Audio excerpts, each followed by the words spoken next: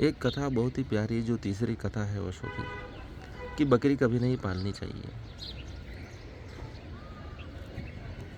बकरी नहीं, बिल्ली नहीं पालनी चाहिए। एक आश्रम में चूहे बहुत परेशान करते थे। किसी शिष्य ने आकर गुरुजी से कहा कि चूहे बहुत हैं, एक बिल्ली पाल लो। तो दूसरे शिष्य ने कहा गुरुजी से कि ये बात सही कहता है, आश्रम में चूहों से हम बहुत परेशान हो जाएंगे, हमारा भोजन भी ये चट कर जाते हैं, दूध भी पी जाते हैं। गुरुजी ने कहा कि बिल्ली कभी नहीं पालनी चाहिए। शिष्य नहीं माना। शिष्य के कहने पर गुरुजी ने एक बिल्ली पाल ली।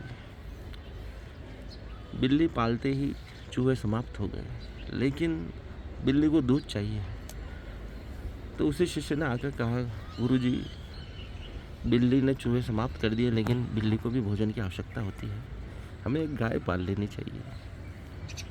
गुरुजी के काफ़ी नानुकुर के बाद मान गए और उन्होंने कहा गाय ले आओ। गाय लाए तो आश्रम की शांति में थोड़ी थोड़ी विघ्न आने लगी। उसको चारा खिलाना पड़ता था, जंगल में भी ले जाना पड़ता था।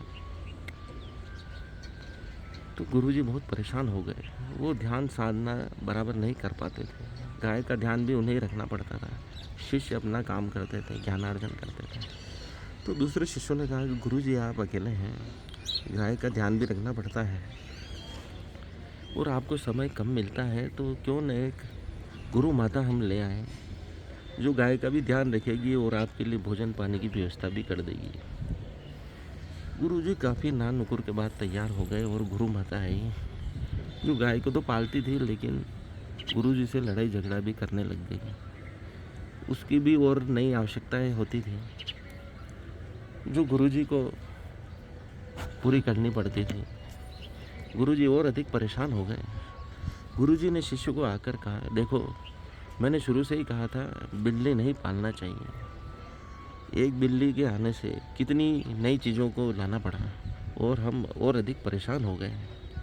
इसलिए गुरुजी की ये कथा बहुत ही मधुर है, जो शिक्षा देती है कि अपनी आवश्यकताओं को कम किया जाए।